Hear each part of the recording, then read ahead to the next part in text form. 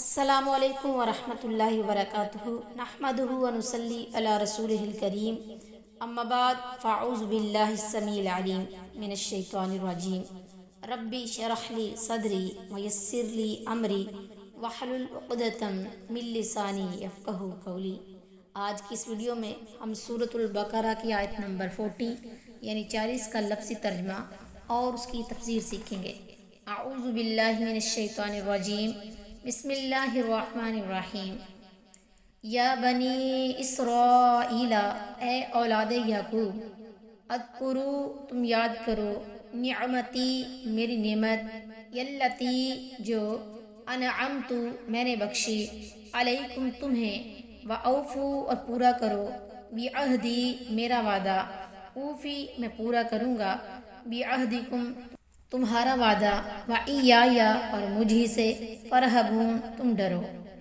اے بنی اسرائیل، میری نعمت یاد کرو جو میں نے تم پر انعام کی، اور تم میرا عہد پورا کرو، میں تمہارا عہد پورا کروں گا، اور صرف مجھی سے پس ڈرو۔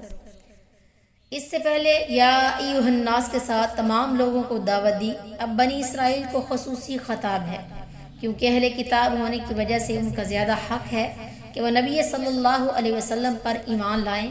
یہ خطاب کبھی انعامات یاد دلا کر ہے جو ان پر کیے گئے، کبھی ان کی بدعمالیوں پر ڈانٹ کے ساتھ ہے، اور کبھی ان سزاؤں کے ساتھ ذکر ہے جو ان کی نافرمانیوں پر انہیں دی گئی۔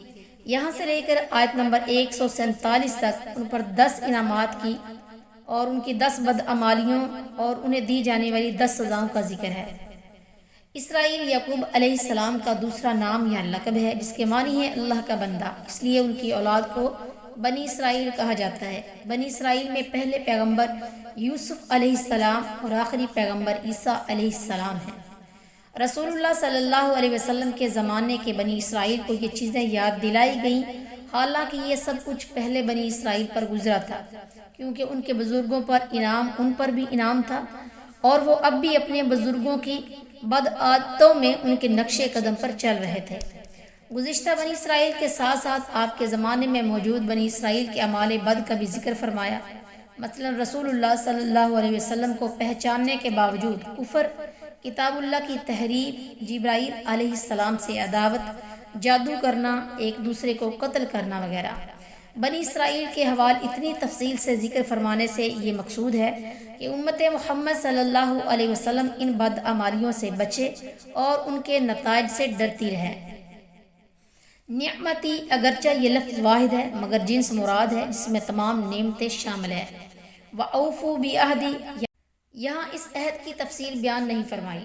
سورہ مائدہ کی آیت نمبر 12 میں اس عہد کی تفصیل موجود ہے۔ اس کے مطابق ان کا اللہ تعالیٰ سے عہد یہ تھا کہ تم نماز قائم کرو گے اور زکوٰۃ دو گے، اور میرے رسولوں پر جن میں محمد صلی اللہ علیہ وسلم بھی شامل ہیں، ایمان لاؤ گے، ان کی مدد کرو گے اور اللہ تعالیٰ کو اچھا قرض دو گے، اور اللہ کا ان سے عہد یہ تھا کہ میں تمہارے ساتھ ہوں گا اور تم سے تمہارے گناہ دور کر دوں گا اور تمہیں جنتوں میں داخل کروں گا۔